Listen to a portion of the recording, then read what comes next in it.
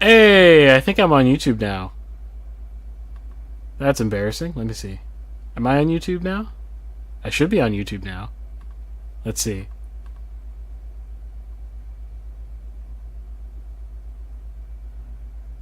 Yeah, I'm on YouTube now. Okay. You guys missed my awesome intro, my awesome explanation of a whole bunch of stuff, but that's all right. Give me a second. Just make sure everything is all good. Everything looks all good.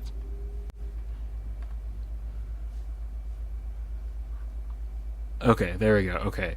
I don't know why that happened. So basically, YouTube told me it was streaming just fine. My live editor told me it was streaming just fine. And I was not streaming to YouTube. Well, again, back to the beginning. Thank you for 200 subscribers to those of you who are on YouTube. This is basically the celebration for that. Kick back, relax with me. I'm going to be just chatting and answering any questions that you have. This is basically an Ask Me Anything. If you know what that is, you basically ask me anything, and I'll choose whether or not I'm going to be answering, which is going to be 99.9% of the time, yes. So please, ask me whatever question you want. You can ask me about spicy topics. You can ask me about, I don't know, my favorite brand of shoes. I don't really know. But you can ask me whatever the heck you want, whether it's related to stuff on the channel or not. I'm happy to answer the questions, and I'm monitoring both the Rumble chat and the YouTube chat for those questions. So feel free to do that. Not sure why that happened at the beginning there, but I'm sorry for the late start. Let's see here. Okay, so basically I was explaining what my company was. And if you're on Rumble, you already heard this. So I'm not going to belabor the point too much. But basically I do film, media, and marketing. And I'm based out of a small town called Mount Carmel, Pennsylvania. It has about 6,000 people to its name. And I also service the surrounding area, which is the coal regions of Pennsylvania. And I kind of explained already how we got here, but I won't redo that. Okay. So yeah, I've got a whole list of topics that I can run through and just like blab about for about an hour or two, and just relax unless the chat gets super poppin', which I'm super happy to stay a little longer if you've got a lot to say out there. But if not, I'm just going to be chillaxing, talking about a few things that are going on in my world and that I think you'll be interested or you'll find interesting, no matter if you found my channel through my videos about Mount Carmel, if you found my channel through my videos about Dealey Plaza, or wherever else you found my channel. I think you'll find it interesting regardless. But feel free to interrupt me with whatever question. There is no stupid questions. Even if it's a joke, I'll read your dad jokes if you want live and give you a rating. But yeah, and if you don't know about me, because my videos are they're very edited, they're very stylized, particularly the longer form ones. A live stream is a cool opportunity to actually just like be me, not the edited version of me, which is cool. And it's not like there's a fake me out there with the edited forms of my videos, but at least it's like less curated me, I guess is the right way to say it. Like, you know, I can just chill and you know, we can actually get to know each other, so to speak. I can get to know my audience. You guys can get to know me in a more real way. And like I was saying earlier, my personality is very open and bizarre, meaning I really don't have that a much of a care of the world in terms of how do I put this? I'm not sensitive. I'm not sensitive to almost anything you can say, anything you can ask. You could insult me right now in the chat, and I probably would be like, all right, whatever, you're a weirdo. Moving on, and that's totally fine with me. So I'm totally happy to be open with my company, with at least most of my life, right? And answer any questions about that. But also, I'm like really random person, so I know a lot of random things and do a lot of random things. So I do photography, videography, film production. I do technology related stuff like Matterport scanning for even industrial uses. I do, what else do? I do writing. I do color grading. I do a lot of stuff.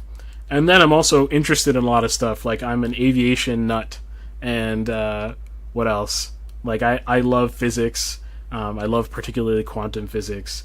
I'm a weirdo. Like that doesn't even touch the surface. So like ask me whatever the heck you possibly can think of, and I'll probably have something to say about it. Spicy opinions about spicy topics, totally up for grabs. Totally up for grabs. Now I wish I had a beer in hand. Actually, I really wish I had a whiskey in hand, but instead I've got some sparkling water. But feel free for yourself to indulge. And we can just relax together and just have a chill Monday night. Hopefully your week isn't starting off too bad, and we can just chillax. Okay, the first thing I'll talk about in terms of like as a subheader for tonight is maybe a little bit of story time in terms of how I guess how I came about to making my company, and maybe we'll get all the way up to how I got here, but I might bifurcate it and talk about something else in between. Basically, I was a nerd all the way. So I grew up in Jersey in a town called Freehold and went to public school for my whole life. And huge nerd, basically. Huge nerd. I loved anything novel and interesting. Always sought novel things, novel knowledge. Probably in a vain way. Just wanted to be a smart know-it-all kid or whatever. But was really drawn to computers very, very early on. How the heck did they work, and what are the components, and what the heck happens with all that kind of stuff. And because I was interested in it, and I eventually built my own PC, which is not a big deal nowadays, but back then felt like I was Superman. And it worked and everything, and like I didn't miss anything. It was great. That kind of led me going to be like, okay, well, that means that my vocation in life is to become someone who works with computers. Which, a bit of an assumption. A bit of an assumption. I went in high school. I had sort of my first. So, okay, let me back up a little bit. In high school, I ended up doing speech and debate, which was a highly formative experience for me. When I say speech and debate, I mean debate. I was a debate kid. And not only was I a debate kid, but I was pretty darn good at it. And I don't say that just as an opinion. I mean, like, I won a lot. And that taught me a lot of drive. Ha! There's someone in the chat. We've got Xenon Zcar saying, how are you enjoying Mount Carmel? Yeah, good question. Let's see here. Give me 1 second. I want my chat to be more visible to me. Let me pop out the chat. There we go. This way I can see it a lot easier when a chat comes in. Perfect. Alright. Yeah, how am I enjoying Mount Carmel? Yeah, it's been wonderful. Like, I can't stress enough how much I love being here. And let me tell you a story, actually. So I went for a business trip for about 8 days or 9 days or whatever it was to Dallas, and I made an announcement video about what that trip was and what I was doing. And one thing that I wasn't sure was I just enamored with how different moving to Mount Carmel was? Was I just like, I don't know, like, trees are pretty, like fall is pretty in Mount Carmel, the landscapes are pretty when you drive around, and it's just surface level, enamored with the whole thing. So I was like, okay, I'll go to Dallas. There's like nothing more different in terms of the culture I'm used to than going to Texas, right? And I was right. That's the most different experience I've ever had in the place. But I came back, and I had a very distinct experience of driving back home from Jersey, technically, because I flown into Jersey. I flew out into Jersey to go to Dallas. Driving home and feeling so relieved that I was back home. And it felt like home. So, what goes into that? Because I'm not a very sentimental... Despite the fact that I make, like, very sentimental videos, I'm not a very sentimental person, like, generally speaking. I have a pretty good grasp on my emotions. Maybe a grasp isn't the right word. Control, right? And even as an artist. So, you know, gets you thinking. It's like, okay, so what's special about a place like this? Well, the number one thing I think people underestimate about this area is the culture. And I think the reason why is because people are sad that the culture isn't the way it used to be. But neither is the rest of the country's culture. I think that's... If I could communicate one thing to the people local to here who don't believe me or don't see what I see in the area, which is almost all people who've lived here for so long, not people who come from the outside. Those people agree with me. But a lot of times people are stuck doing a comparison game, not with what other options are out there, but with the past. But if you have a choice right now as to where to live, you don't have the past as a choice, you know, in terms of where to live, right? You can only live, you know, places right now. So, I can tell you from firsthand experience, being in plenty of places up and down the East Coast, that this is by far the number one place I've lived. I've lived in New York City. I've lived in Jersey. I've spent so much time in Jersey. I know New Jersey like the back of my hand. I used to work in Princeton. Spent a lot of time in South Jersey, which is a great place. But it's not the same. It's not the same at all. Over here, people are naturally nice. And I don't want to sound... I guess I have this hesitation a lot when I'm talking about things of Mount Carmel, because I don't want to sound arrogant or sound like I know this place better than the people who've lived here or anything like that. But now that I've been here a year, I think I can definitively say what I'm saying right now. So people here are actually nice. I am not afraid of my neighbor, which in New York City it's a very antisocial experience. There's 8 million people around you, and yet you can only talk to those who you already know, because those are the only people you can trust. Here, people actually have social skills. And I'm not trying to be like, you know, like people outside don't have the social skills to hold a conversation about, that's not just simple small talk that's sort of like predefined. So like, oh, hey, how are you? Like, and then just literally go into the weather like we're in some movie. Over here, I'll have a conversation with someone and they have no problem going a little bit deeper. And I'm not prompting that, because that's not like in my cultural DNA to do that. Like, people ask good questions and they listen to your response. And then you ask a question and they give you an answer that's not just flippant or guarded like you find in cities. And that's such a more human way of existing. Such a more human way of existing. So that's the first thing. The second thing is, and I'm probably going to make a video about like the top, I don't know, 10 things or whatever about moving to Mount Carmel that were so great.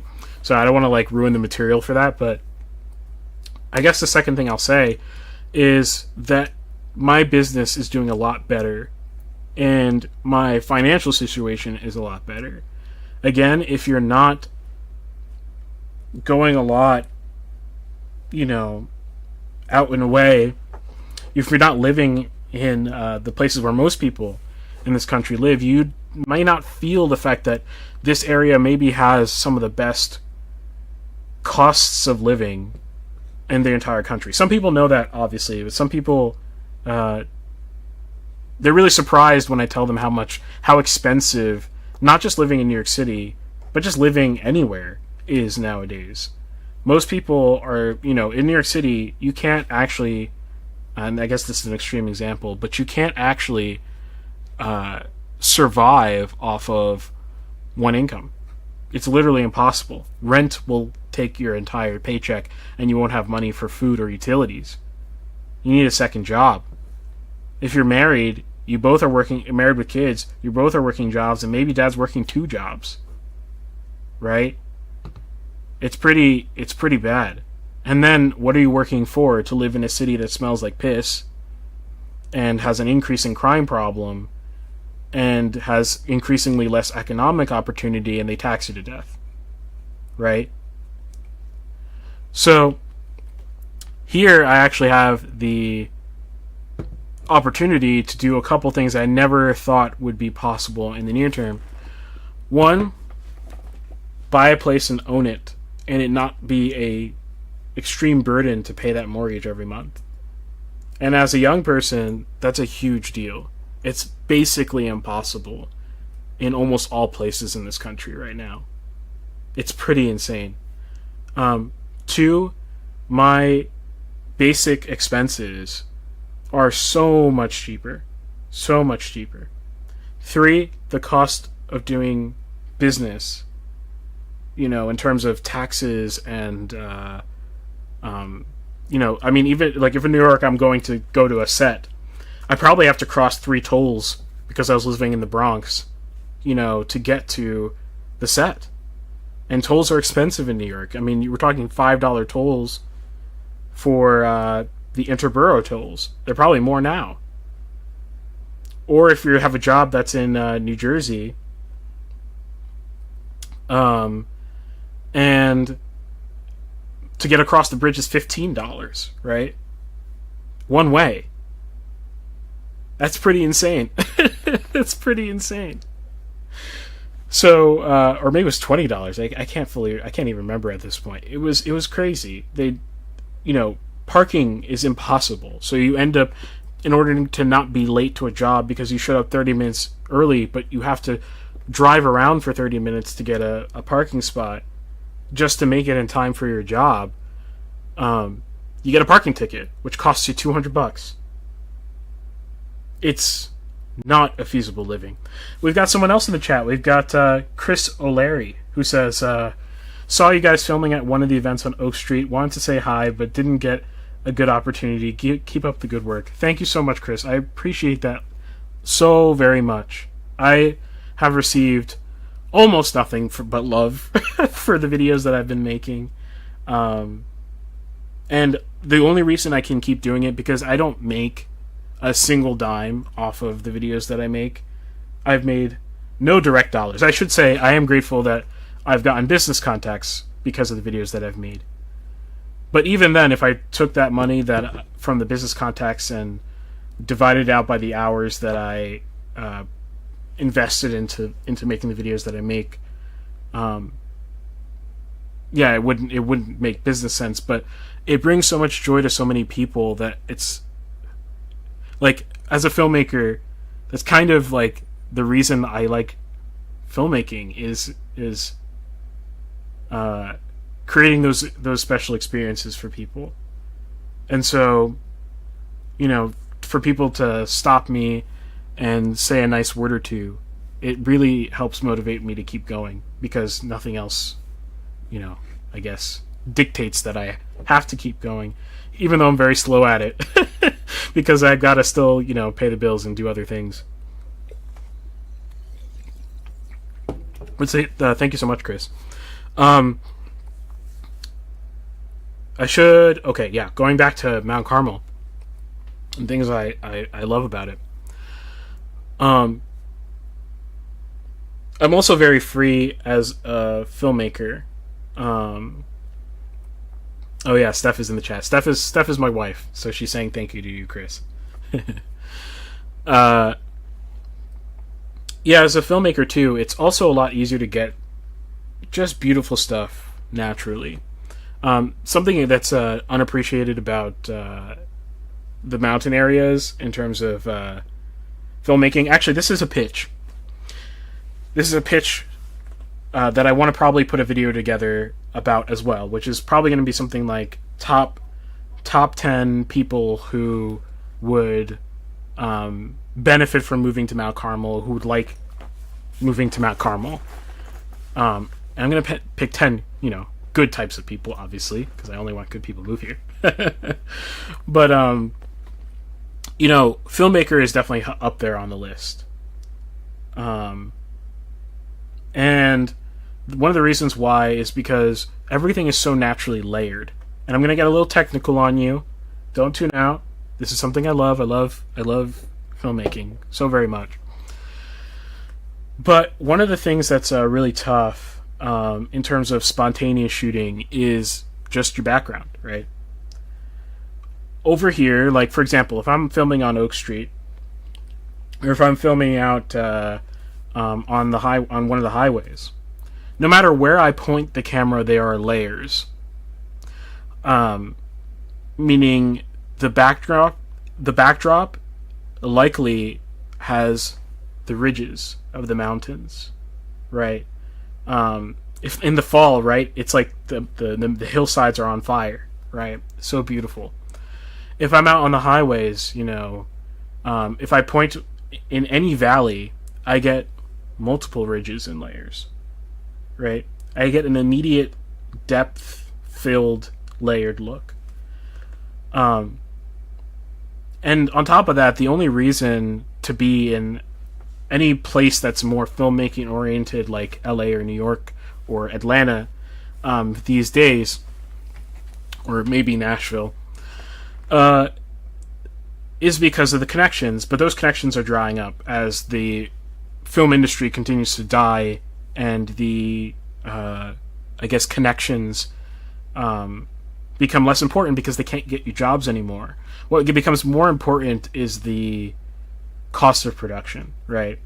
And the cost of production in this area is so low.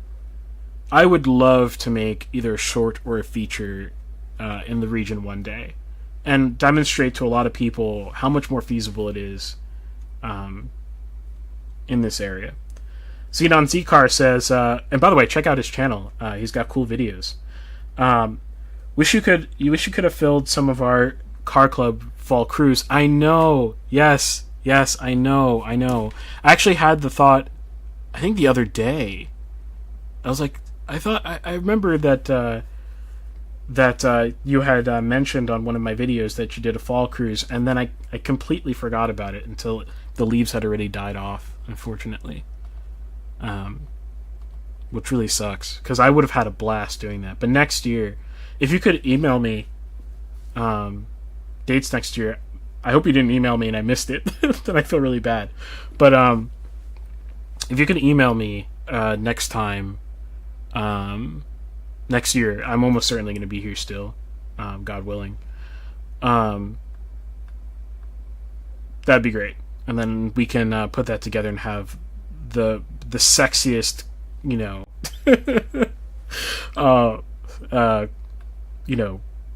cruise through the fall streets as we can put together. It'll be fantastic, I guarantee, especially now that I have a drone. Okay, so we talked about cost, we talked about business, we talked about the people. What else do I want to talk about? Let's see. What else is great about Mount Carmel? The other thing is that its location isn't bad. It's not perfect in terms of like geography, but it isn't bad. What do I mean by that? Though people would unfortunately describe it as like the middle of nowhere or whatever.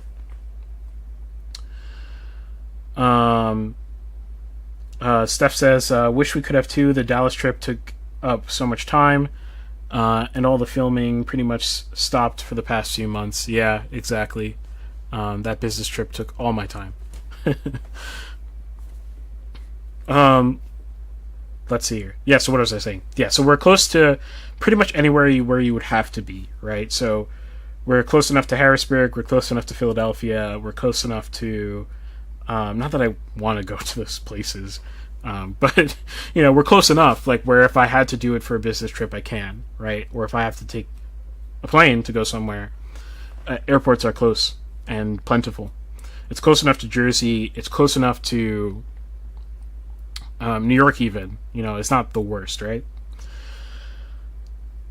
And a lot of people, I think, will shoo that idea and be like, "Oh, those are things that are so far away." And I think it's because of a disconnect in how people of different experiences think about distance. And I tried to talk about that briefly in the first video I did about Mount Carmel, because I had already talked to people and experienced that thought, right? And really think about it from this perspective. If you live in the Bronx and you wanted to drive to downtown Manhattan for a business meeting during the workday, it might take you an hour by car. Might take you an hour by car. When the traffic is not the worst, it definitely takes you 40 minutes. That's to go a mile. Or maybe 2 miles, whatever it is. In Jersey, people, which is where I'm from originally, people think about things in terms of not how far something is or how many towns there are away, because our towns are all blobbed together, basically. It's so dense. Freehold is basically part of Howell, and it's also basically part of Jackson or whatever, right? You don't say, I'm going two towns over. That's not a thing in Jersey. People talk that way around here, but people don't talk that way in Jersey. You say, I'm going 30 minutes over. You express distance in terms of how long it'll take you to drive there at a particular time. Which means that people think about how far things are in terms of the time it'll take to get there rather than its physical distance, if that makes sense. Xenon Zcar says, I don't miss rush hour on 8078 and 287. So you know what I'm saying. You know what I'm saying.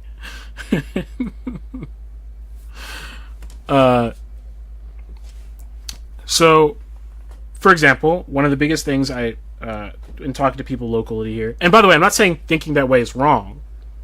I actually think that way of thinking is rather endearing. It creates a very localized existence, and it's actually more human, I think. Although I think people may carry it a little bit too far, and I'll explain. So, back home, the nearest good coffee shop to me, I was in Freehold, New Jersey, dense, plenty of shops and everything. Shops galore, right? Malls, everything. It would take me 15 minutes, maybe 13 minutes, if we're parsing minutes, to get to the nearest good coffee shop. So I don't mean a Starbucks. Like, yeah, I guess there was a Starbucks like 5 minutes away, but I'm talking about like a good coffee shop. So we can compare apples to apples, right?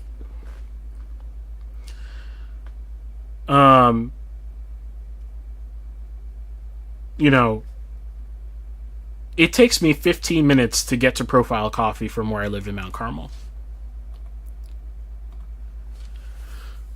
Which is the same. But I wouldn't say 15 minutes was bad when I lived in Jersey. My friends would always, when I was in high school or whatever, be like, oh yeah, you want to go to that, Cafe 360 is the name of the place. Do you want to go to Cafe 360? No one batted an eye at going 13 minutes, to go get coffee. Right? Here it takes me 15 minutes to go get really nice coffee at Profile Coffee in Elysburg. But if I say, Well, it's not that bad. You've got good coffee in driving distance. People say, in driving distance? I mean walking distance. Right? Like, which is fine. Like, you should want, like, the construction of these areas is so different than the way the construction of New Jersey is, which is a suburban, sprawl. We have little urban centers here. If you're not familiar, one of the random things I know a lot about is city planning. Technically, Mount Carmel is urban in construction. We have blocks, we have street parking, we have sidewalks, right? Of varying quality. But it's technically of urban construction. And so it's pockets of urban centers in this region. Unlike Jersey. Oh, hopefully I'm still going. Whoops. Yes. Unlike Jersey, which is just a suburban sprawl. So it's good to want in your little urban center to have everything there, because that's kind of the point of having little urban centers, is that everything is within walking distance. And I think aspiring to that is good. But I'm just saying, if we're doing a comparison as to whether it's worse than where I'm from, right? 15 minutes is 15 minutes. It takes me the same amount of time. Yeah, I have to go over the mountain, but, Jersey's driving culture. Drove everywhere, right? I don't mind driving. So Xenon Z-Car says, I used to take an hour and 15 minutes to drive from Hackettstown to Bridgewater. Yeah. Chris O'Leary says, Xenon, did you... Okay, they're having a conversation between themselves. So yeah, it's a matter of perspective. It's a huge matter of perspective. I went yesterday for the first time, and by the way, I'm not trying to gloss over people's problems. I'm just trying to put things into perspectives. There are legitimate complaints people can have about the place they live. I'm just trying to make a comparison. And I'm trying to plead to people to stop crapping on their own town. Stop telling people that it's the worst place in the world, because honestly, it's becoming a pet peeve. If someone starts the conversation with me like, oh, you moved here, then I'm like, it aggravates me. Because there is nothing dragging this town or any of these towns down more than that specific attitude. That specific attitude.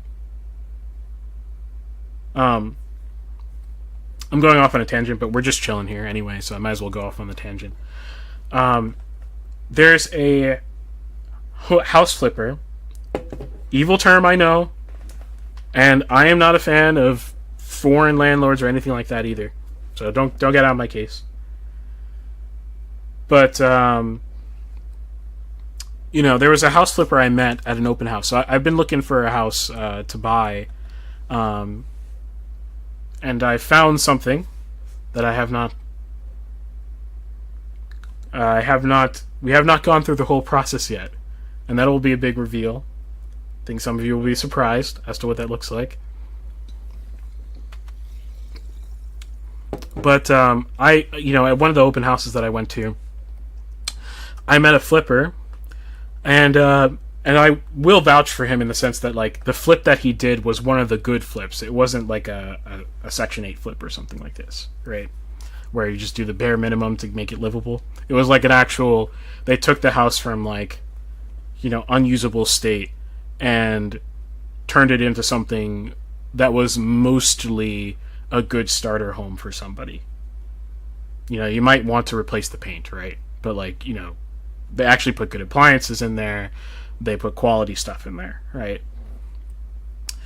I met him, and then I leave. So I go in, I take a look at the house, and I'm like, yeah, it's just not the right thing for us. So I duck out to leave. I'm in my car. The flipper runs out of the car, and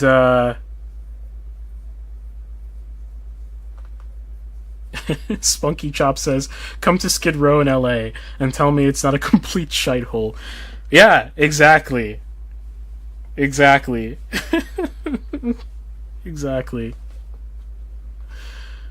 Um, but he comes running out of the car. He goes, wait, wait, wait, wait! I recognize you. It's like I only knew about this town because of your video. I was like, what the heck? Like, how's that possible? And he was just like, yeah, I was looking at areas around this area because the homes were so cheap. And I'm looking to flip stuff, and it's become unfeasible in New Jersey where he was before. Economically unfeasible. And he was like, I was not going to buy anything in this area because I couldn't find anything about the area. Then I saw your video. And this was the falling in love with Mount Carmel video. And then he goes, I don't think I would have bought these. He's at this point. I mean, he had flipped 3 houses because flippers work fast, right? I would not have flipped these houses if I didn't see your video. What's my point? My point is that I put out a positive video, and I'm not saying people have to put out things they don't feel, right? That video was genuine, but putting out the negative, I should say, would have scared that guy away. And the housing stock wouldn't have been improved by a good flipper, right? Or at least a neutral flipper, right? Not a bad flipper. That's the argument I'm trying to make, is that really think before you say that negative word about, your home to an outsider. Unless you're trying to purposely drive them away because they're a bad person, right?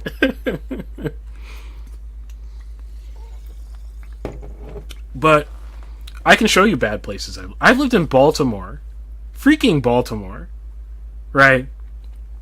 Like, no offense if you're from Baltimore, but I was robbed at gunpoint in the second richest neighborhood in Baltimore, at gunpoint. No means I was a college student. I was actually with my wife, who was my girlfriend at the time. And I was with one of my best buddies. A group of 3 people, broad daylight at 2 p.m., something like 2 p.m., walking down literally one of the richest neighborhoods in Baltimore City. Baltimore City. And 2, actually we learned later that was 3, scrawny teens walk up to me with a gun in their hand. Me, my wife, and my best buddy. Right? That's not the only story I could tell about Baltimore. I mean, by the grace of God, I'm alive from that. But I had no means of defending myself. Even if I wanted to. Even if I knew to. I didn't know to be able to defend myself. But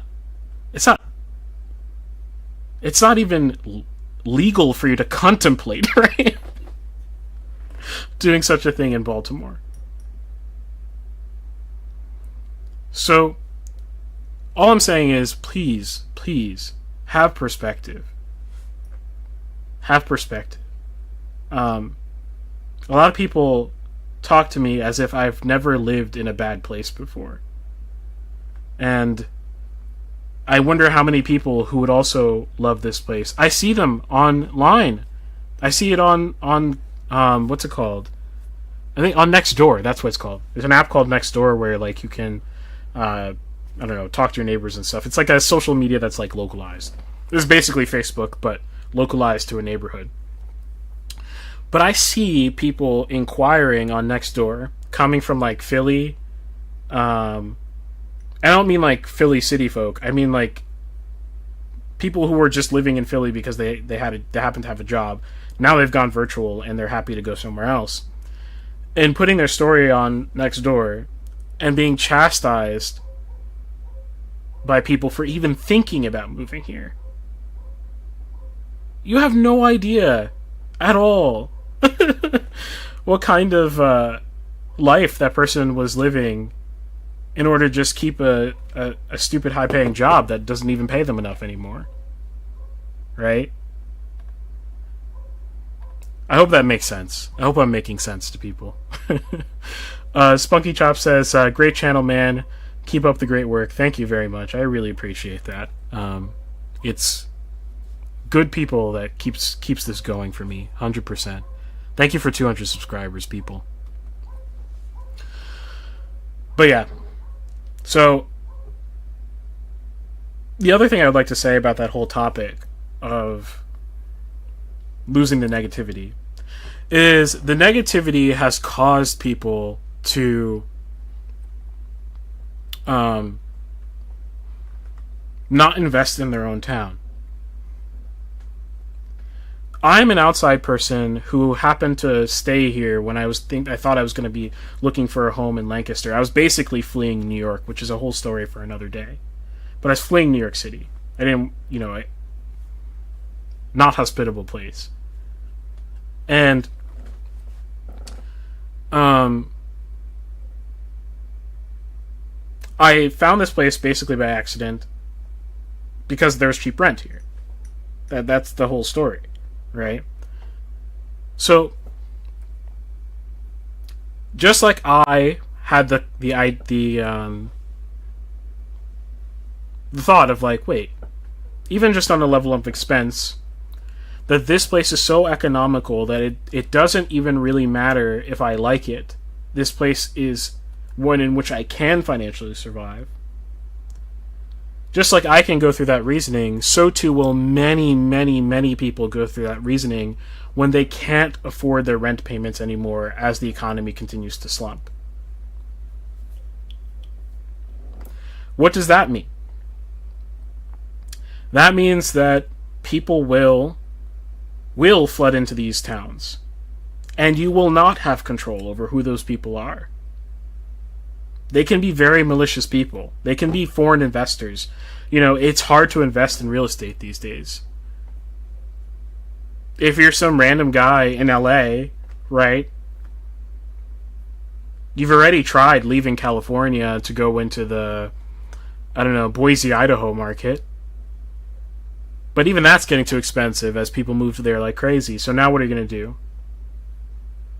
Well, you scroll your mouse over on Zillow and you're like, you eventually find Mount Carmel, PA. And you look at it, you're like, dang, those prices are cheap.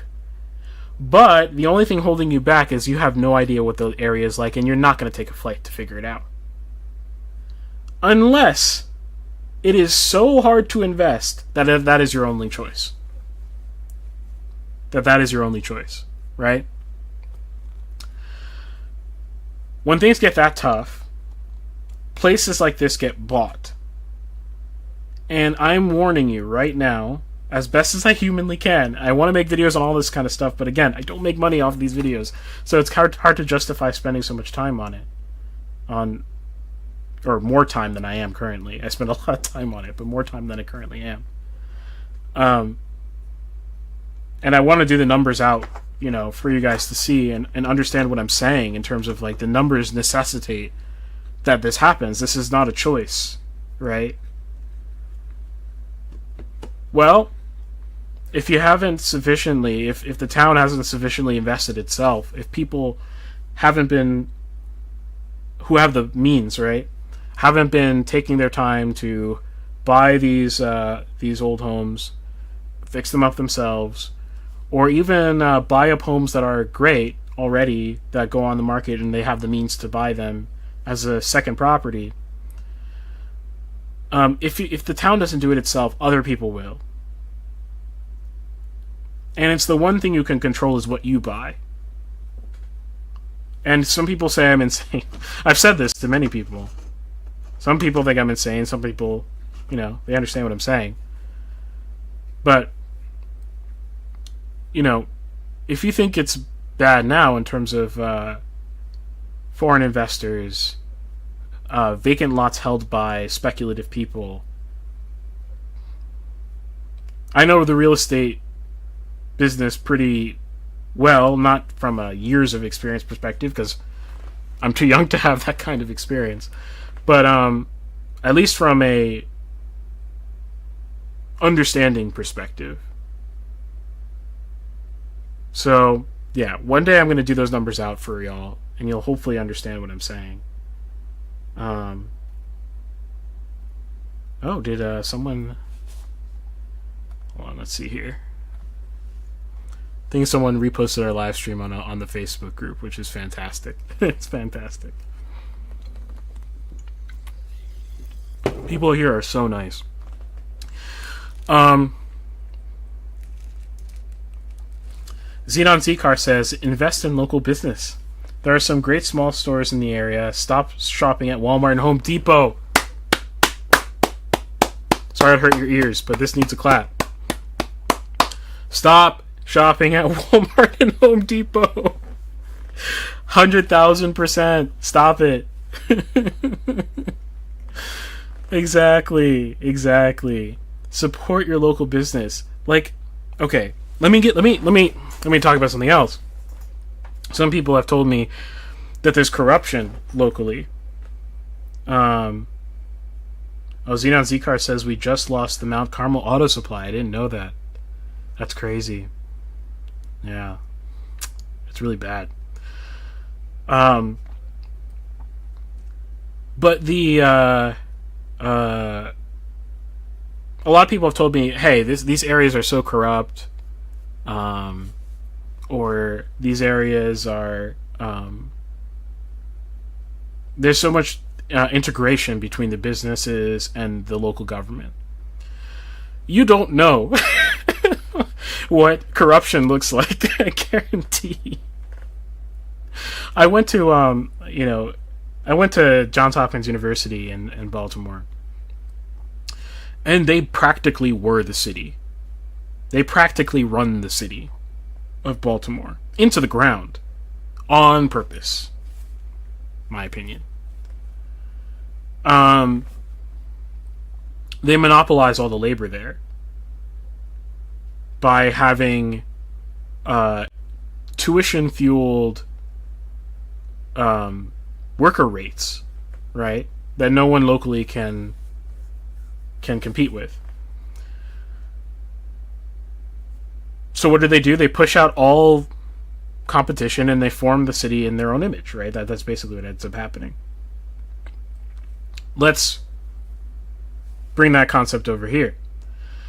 Some people will tell me, well, so-and-so person, they have too much influence because they, I don't know, I'm not trying to say a particular situation because I'm not trying to get into the local politic, but, I mean, you can ask me a question about it, but I probably don't know the answer. Such and such person has too much influence because they're basically integrated into the local political fabric. Okay. I agree. And that could be bad. Could be bad. But at least you know your mayor. What do I mean by that? I don't mean like you are friends with your mayor. Right? I mean, at least you can see him on the street. Like when you go shopping at Walmart, or like you go, not at Walmart, right? At least when you go shopping, at the farmer's market, at Mount Carmel Farmer's Market, right? There's a chance you might see him.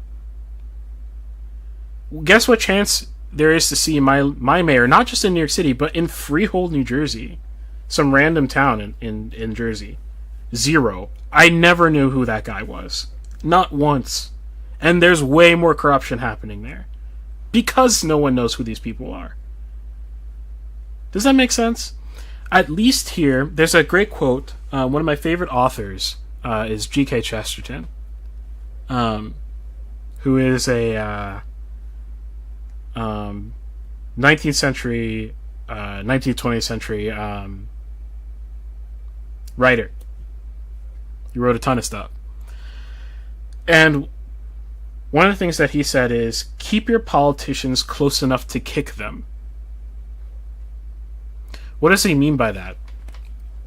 I mean, probably pretty obvious to most of you, but what he means is that your politics should be run locally. Because at the end of the day, if you're in a small town and you're local, that person has to see you, has to run into you. And there's a little bit of an implicit fear of the mob, right? There's a little bit more incentive to not make the town in which you live. You don't have hundreds of thousands of dollars of security. You don't have Secret Service, right?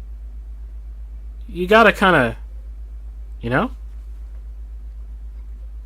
So, yes, corruption is bad wherever it is. But again, if we're doing perspectives, if we're thinking about perspectives, it's way worse, right?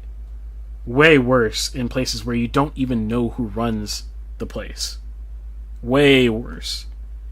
You know, school boards where I come from have enormous, incalculable, power. Here, I can go to the meetings and I can actually talk to everybody there. Or I've gone to city council meetings. I haven't gone in a while, which I need to fix. But when I just moved here, I went to city council meetings because I was like, "What's up with this town? This place is awesome. Like, what's going on?" So I went over and just to see how everything was, and I could actually talk to everybody there. That's a huge difference. Even if I come to disagree with those people, at least I know where to talk to them. At least there's a means of discourse. At least when I vote, the likelihood that I know somebody who knows the person who's running is very high. It's much more personal. Right? That's how politics should be. My opinion, at least. Tell me if I'm wrong.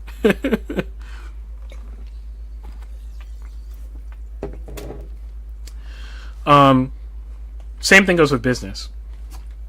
At least I know who runs the businesses. Do you know who runs Walmart? No?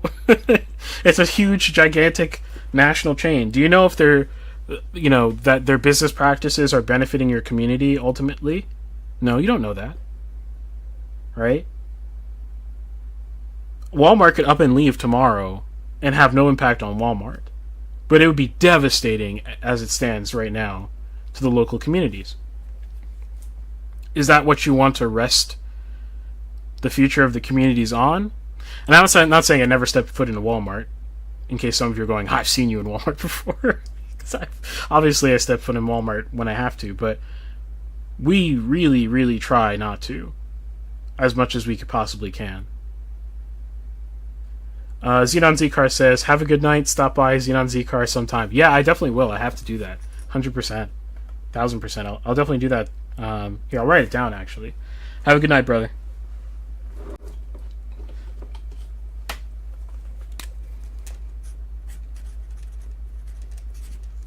Okay.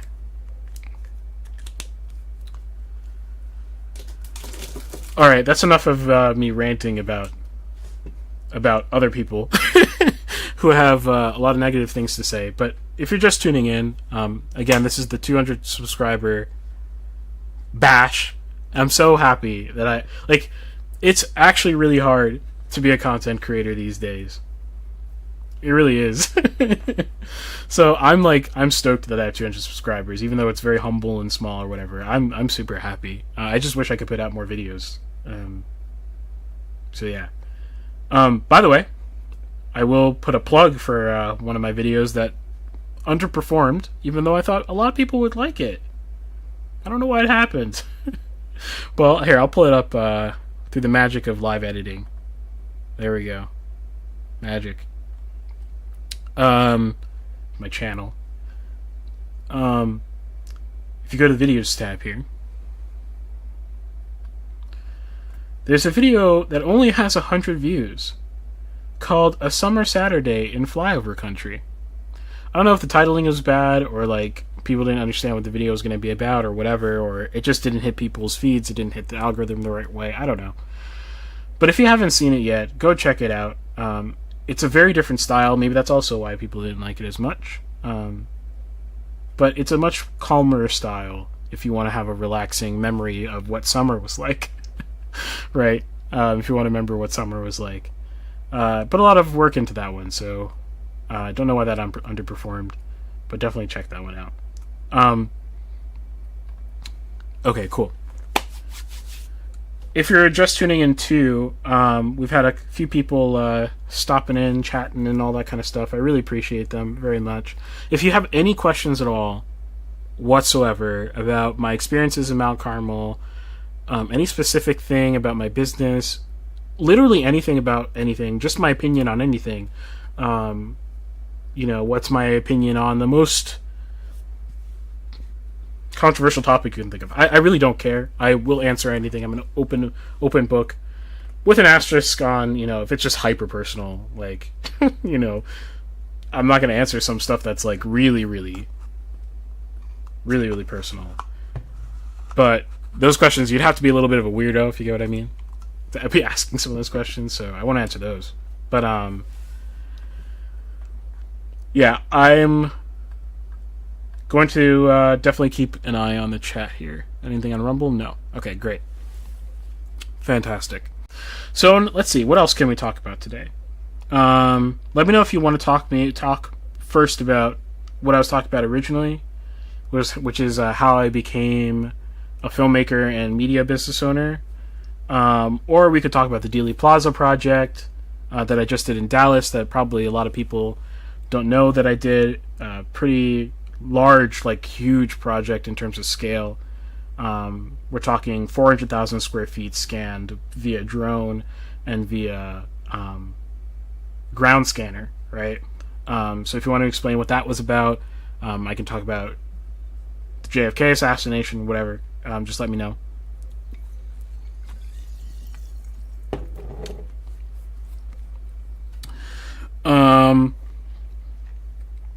Yeah, I could talk. I can even show you some of the preliminary stuff from the model, the resulting model, and I think you'd be impressed. So there's Dealey Plaza stuff. Talk about how I became a filmmaker, and talk about some of the future content that I'm planning on making and what that's going to be looking like. In fact, while I have the pull open, let me show. I should have shown this earlier. But on my channel, this is my channel. On my channel, there's a tab called Community, and it looks like my community posts don't get that much distribution. I don't know why that is. On my other channels, other things I work on, it's the exact opposite. The community posts get way more engagement than other stuff. So I don't know why it works differently on this channel. But over here, I have a few polls. 2 I posted recently, and they're important. So, well, this one is already not important anymore. It's when do we stream? That's fine. But which video should I release next? So I have all these videos in the bag that I could create next as my next video, and I'll describe them each right now so you understand more, because I only had a limited number of characters that I could use to describe each video on here. But I'll let's see here. Hold on. Yes. I'll just go through them real quick. So the first video is communities of the MCA, events, competitions, artists, centers. So this video, the footage for these videos, or this video, was filmed all the way back in the spring/summer, and it mostly concentrated on communities and groups, right? So the theme of the footage is what things are going on in the community that you may not know about. It spans communities in Mount Carmel and Shamokin, basically. The point of that series, or that collection that I filmed, was to basically showcase events that are building up the community, basically. And it would be the format would be basically in the longer form formats that I've been doing, a la the stuff earlier on, where we have like a lot of segments. Basically, we have instead of it just being a 10-minute video, it'd probably be like a 35-minute video. And there was an art competition, there was a fair, there's the Mount Carmel Community Center, and it would help them with their fundraising as well, and a whole bunch of other stuff jam-packed into that stuff. That's a big undertaking, probably take me a while to put that together. But that's the first video I can do next. The second video I can do next is scanning Dealey Plaza. So I never really did, and I'm really sad that I never did, because it was it's such a huge project. It's hard to explain just how historically significant the project that I got to do in Dallas was. But I could do a video basically on scanning Dealey Plaza, what that process was like, what it's for, the history of why we're doing it to begin with, some of the assassination information, some of my takes on it, whatever it may be, the JFK assassination, that is. That's the second video I could make, and you could chime in now, by the way, and I'll take that into consideration, but if you could go to the community tab so that I have an official tally, that'd be great. The third video I can make is top 10 people who should move to the MCA 1 year later, meaning 1 year after moving to Mount Carmel. And this would be exactly, and I probably list a few people that probably shouldn't move there. The fourth video possibility is 10 pros and cons of living in the MCA, which is pretty much as simple as it sounds, but again from the perspective of 1 year later. And I named some of them earlier in the stream. And the last one would be the Cole Region Fall Foliage Tour from the sky. So I did some drone photography, drone videography, not a whole bunch, because I didn't have that much time during the fall, because I was in Dallas for a lot of it, a lot of peak fall, but a good amount, enough where I could put together an 8-9 minute video and put that out. So really, the long form videos are the first two, and the sort of like 10-minute sort of format videos are the last three. And also let me know what you prefer in terms of, video style and such. So I know what videos I should be making more. But yeah, if you go to my YouTube channel, if you go to the community tab, you'll find that poll, and I'd really appreciate it if you took it and like the poll so more people could say the poll. If you haven't seen any of my polls, I do a lot of polls. Some of them are consequential, so you should probably check that out. Okay. Sweet. All right, here. Let's see. Make sure I didn't miss any chats. No, don't think so. Okay, I'm probably going to be on for another... I don't know. Unless if we have more people filter in, I'll be on longer. But I'll probably be in for the next 15, 20 minutes, maybe 30 minutes or so, onto the next topic. So let's talk about... let's actually just talk about the Dealey Plaza project, because I think that's more relevant to the stuff that I'm working on, and since I mentioned it already.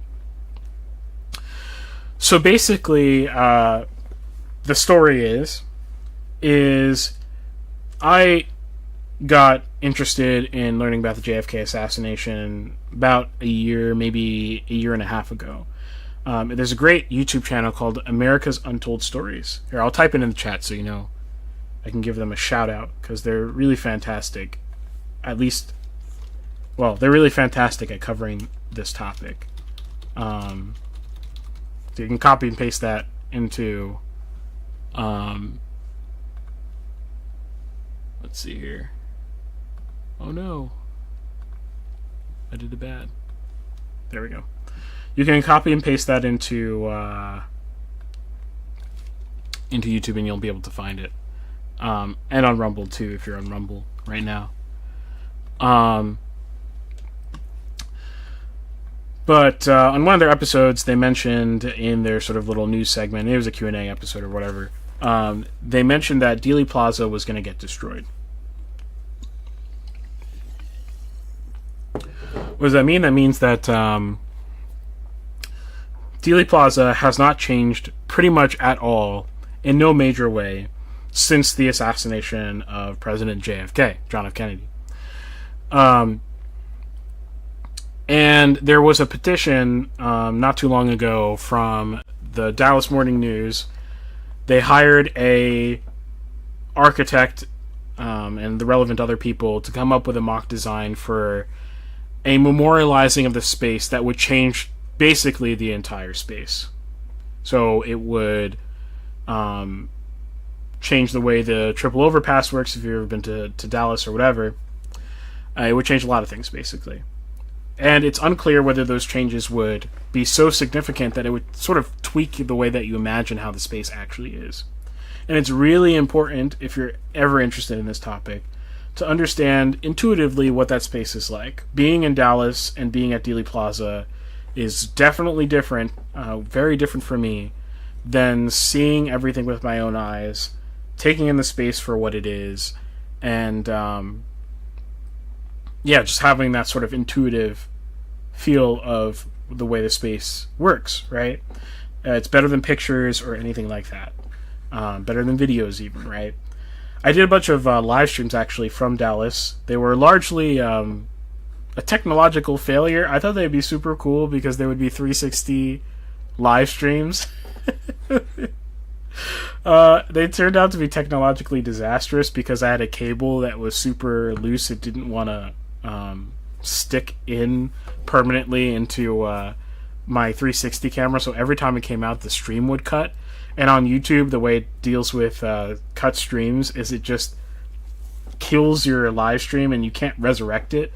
Most, like Twitch and Rumble, don't work that way. Like, the moment you start restreaming, it just picks back up. YouTube is completely different, unfortunately. But if you want to know more about some of the stuff about Dealey Plaza while we were there, go check out those videos in 360, which is the cool part. You can pan around and look around in those videos. But besides that, the redesigning of the space, the redesigning of Dealey Plaza really threatens the average person's ability to have an intuitive understanding of the space, like the spatial relationship to things, like where was the motorcade, where is the Texas School Book Depository, where's the grassy knoll, where are the other buildings, where were people picnicking, etc. Like, you get a much better understanding of the space. So changing it is changing an underlying first, what's the word? Primary source, right? If you remember from school, a primary source is something that is a piece of evidence that is testifying to something original to an event, right? So if you have someone testify on the stand in a court case as to what they saw, they are the primary source of that information, right? They're relaying a data point from their recollection. Likewise, an artifact would be a primary source. What I'm saying is that the space is basically like an artifact. One gigantic artifact that's still there. Almost everything's the same. The road has been repaved, obviously. There's like one sign that's missing that used to be there. The Texas School Book Depository no longer has a big billboard on top of the building, right? But by and large, it is the same, such that if you go there, you can understand how the space works relationally.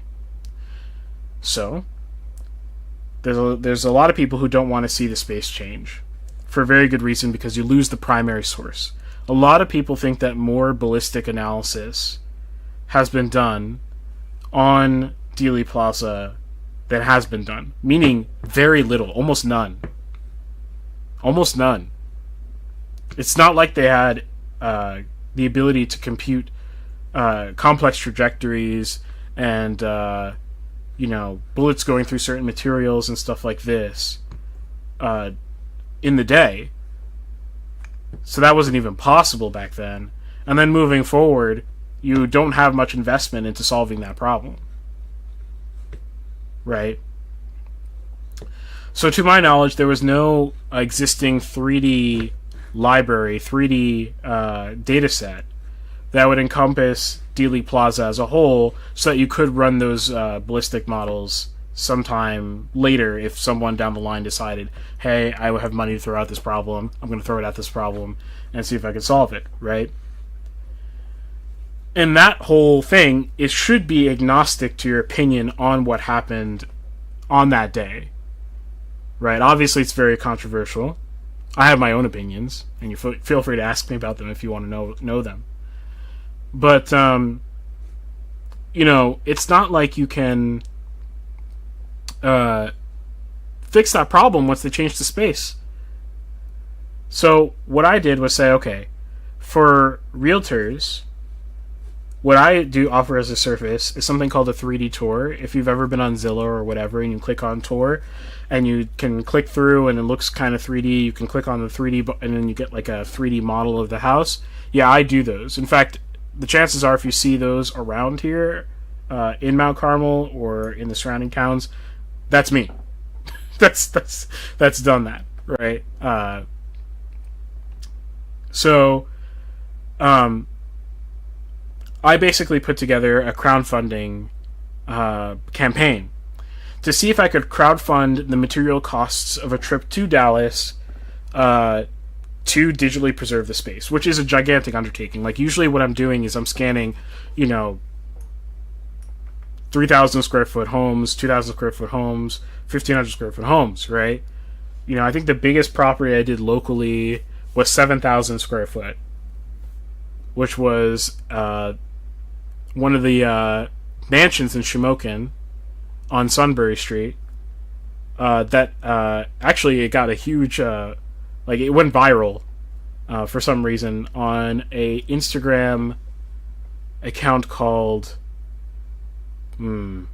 Cheap Old Mansions or Cheap Old Houses. I can't remember, but it went viral, including my photography from it, which again goes back to the point I was saying at the beginning of the show, which was be positive about your town. It really helps. Now we have someone fixing up that old mansion who fell in love with it and could bear the cost of fixing it. Okay, but back on topic. So 7,000 square feet took me 2 trips to that property, somewhat due to weather, but still, it was a lot of work. Dealey Plaza is 400,000 square feet. And what I think people don't understand about that industry is this would be something I would charge someone untold amounts of money to do. To scan Dealey Plaza, I would charge someone $20,000 to $30,000 minimum to scan Dealey Plaza. But I said, here, I'll give you a cliche. Ask not what you can do for your whatever. I forget how it goes. You know what I'm talking about. That wasn't really in my head specifically, but it came to mind later of oh, that's kind of how I was thinking. I wanted to do something good for history, for the country. And something that would be helpful to generations to come who had studied the question of the JFK assassination, which is extraordinarily important to our history. It is, in a lot of ways, a turning point. So what I went ahead and did was said, okay, if I can just get the material costs of taking the trip and of doing the scan covered, I'll just do it at cost to make it happen. So did out the numbers, turned out I'd need basically $3,000. And even then I knew I'd be eating a lot of the costs associated with doing the project, but I was willing to do that for the sake of getting this done and creating an open source, free to use or near free to use or whatever it ended up being. Basically, not I would be making money off of it, but something that would be useful to academic and researchers to come.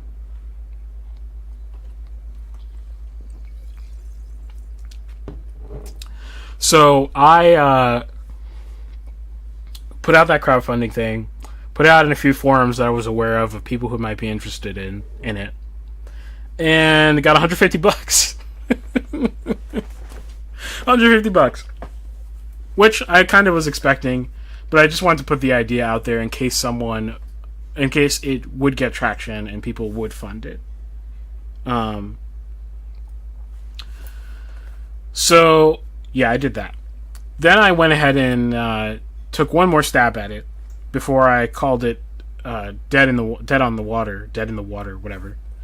And I decided to send the crowdfunding campaign to an organization called CAPA, Citizens Against Political Assassinations. And they're a very old organization. They've existed for a while now. A lot of the people on the board are themselves primary sources to the events, which is pretty insane. And they were working to preserve the plaza, basically. So they were fighting the petition to change the plaza. So I went ahead and sent them my crowdfunding thing with a little description and said, are you interested in at least putting this out to your listserv, your email list, to see if anyone in your organization would like to help get this funded. So so then I get a call from Steve Jaffe. You can look him up. He is basically a primary source. And he goes, hello, it's Steve Jaffe. I'm like, oh, his name sounds familiar. I think you might be someone I should know who you are.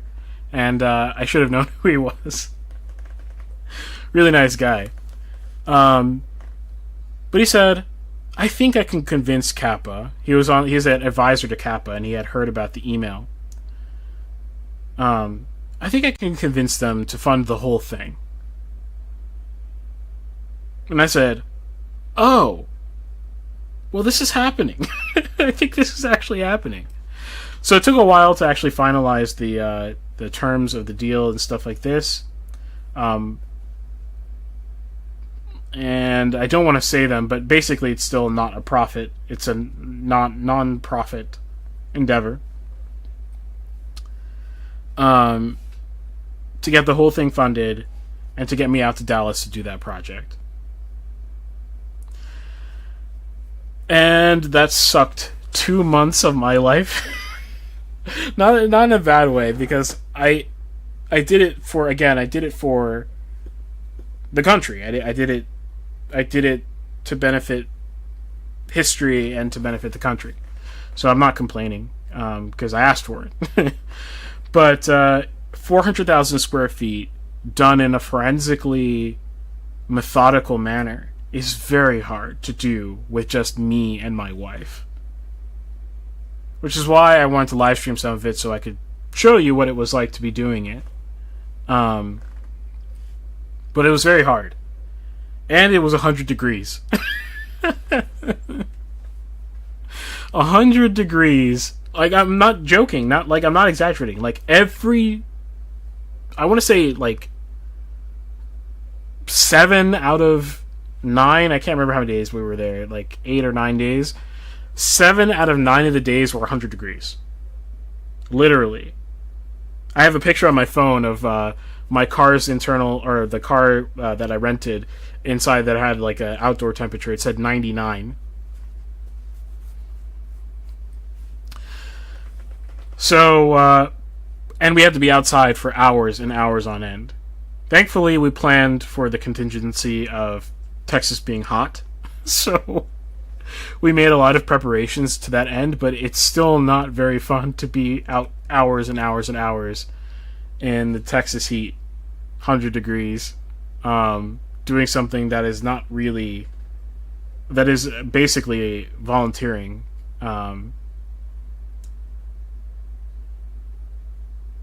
So, yes. What do I want to say here? So we did that, and we were able to get it all done. And I will say, with a lot of grace involved, because otherwise, this would have not been possible. A lot of roadblocks, one of which was that the ground scanner that we were using, which is a LiDAR camera, which basically shoots a bunch of lasers like millions of dots, or thousands of dots, in all directions, and measures distances, right? And those that scanner arrived, I think, 3 or 4 days late. All because the rental company that I was using was completely incompetent. We'll never use them again. I thought about asking them if they wanted to sponsor the project, and that will never happen. So, rest assured, you will not know who those people are.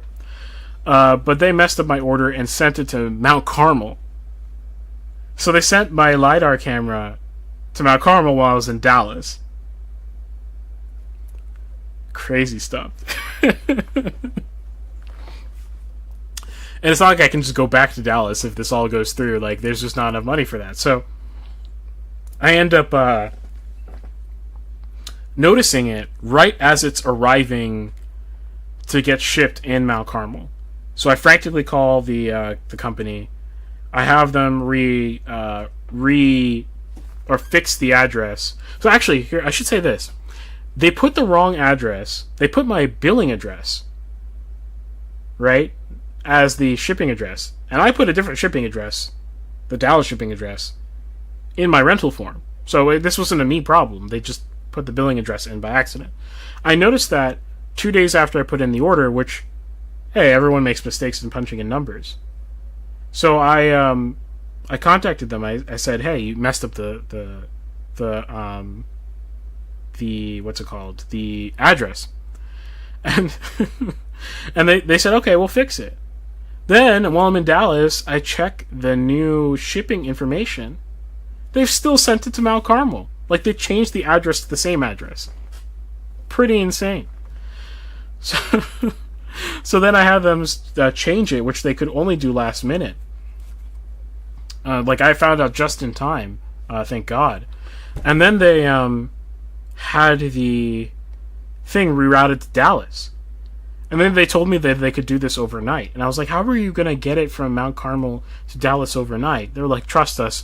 We can expedite the shipping, yada, yada, yada. I was like, sounds improbable, but I hope you're right, because otherwise this project's going to be a failure. So they do the thing. And it takes 3 days, maybe 2 days or 3 days, I can't remember, for the LiDAR scanner to actually come to Dallas. Which... oh gosh, actually insane. LiDAR scanning was supposed to take the majority of the time that I was there, not drone scanning. So drone scanning was supposed to take 2 days, and I was supposed to do the rest LiDAR scanning. I ended up doing the exact opposite. Basically 2 days of LiDAR scanning, maybe 3 days, 2.5 days. So I had to cover 400,000 square feet of ground with basically no breaks in 100-degree heat. Me and my poor wife, trying to keep hydrated, trying to keep cool,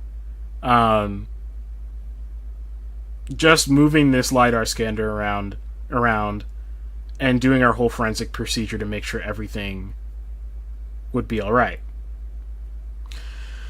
But it gets done. Thank God. So I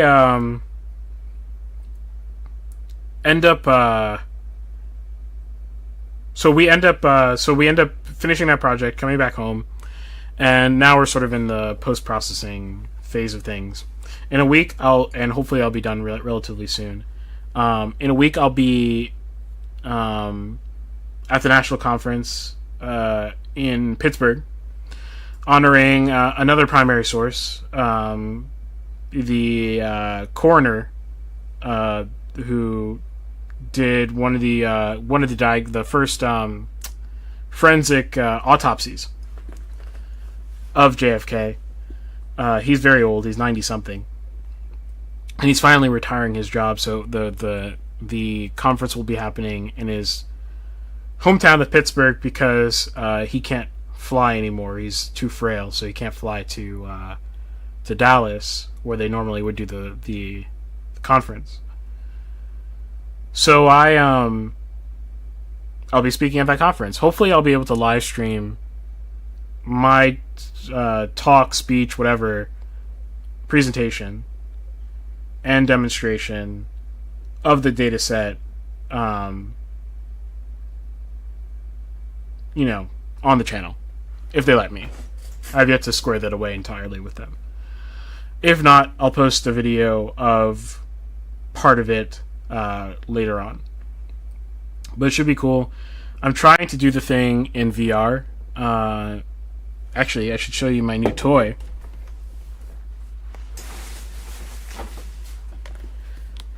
I've got a VR headset now. I'm one of those. This is a Pimax 8K. And maybe I'll make a video about that in the future. But one of the purposes that VR headset will function is as a demonstration tool for the conference in Dallas. So that's the story about how that happened. And even though it's been a tough journey getting that project done, very technically challenging, I learned a lot. And hopefully it leads to another business segment with Auriela, where I can do more of this type of stuff as part of the business. Okay, I think I'm all talked out for now, since there are no more chats I can see. Thank you so much, everybody who did show up. Thank you so much for the 200 subscribers. I really do appreciate it. A lot of people I know have benefited from the videos in ways that I didn't think were possible. So I really do appreciate that. And I hope that the videos can be really good for the area. I'm not going to pigeonhole my channel to being, just stuff about being in Mount Carmel, but I definitely, just from my own place, like from my own desire, right? I really enjoy making videos about Mount Carmel. So I will continue to do so, but you'll probably also see videos about my business and other stuff that's going on.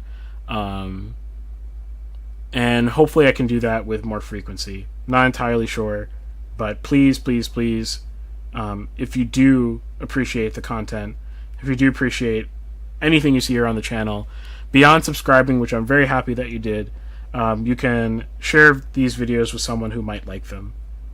Share them with people who need a little bit of hope, a little bit of positivity, especially in the area, right? And also share them with people who may be looking for a new place to live, right?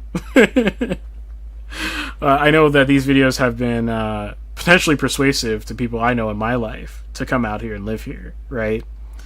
So, and I'm being all serious, like that might be the case for some of my friends, right? So please share these videos with people who might benefit from them, and urge them to subscribe, whatever you can do. It really helps. If you really, really want to help, one way you can help me make more of these types of videos is if you go to, there's a link in the description. If you go to auriela.co/support, the link is in the description, like I said. There's many ways in which you can financially support the channel, and I promise to take whatever I get in there and just reinvest it back into the channel to make this thing bigger and better and to make videos more often. Really, the making videos is just a trade-off between doing this or doing my full-time job, right? Which is running a startup, which is very hard. Excuse me. So, if this can be a revenue stream for me, I can justify taking time away from doing other stuff. That makes sense. All right. Well, I think that's pretty much all I got for the hangout today. Thank you. Shout out to some people who I saw in the chat earlier. Again, just for chatting. I really appreciate that you came here. Xenon Zcar, check out his channel and also check out his shop in town. It's very easy to find if you just roam around. There are a bunch of Z cars there. I haven't been in the shop yet or talked to him in person yet, but definitely would love to, and hopefully we'll do soon. To Chris O'Leary, to my wife, to Spunky Chops, and I think Kai was here too, who follows my podcast. And if you didn't know that I ran a live stream podcast, you can go to mixedmediapodcast.com. I'll put a link in the chat too, where I talk about movies, and my co-hosts talk about music and gaming. So if you're ever interested in any of those topics, I run a podcast on that, and we have a Discord server too, which is the primary way to talk to me if you want to chat with me at any time. So, yeah, thanks you guys for stopping by. I'll see you. I'll see you on the next. I'll see you at 500. Can we do 500 by in 6 months? I'll see you in 6 months at 500. God bless.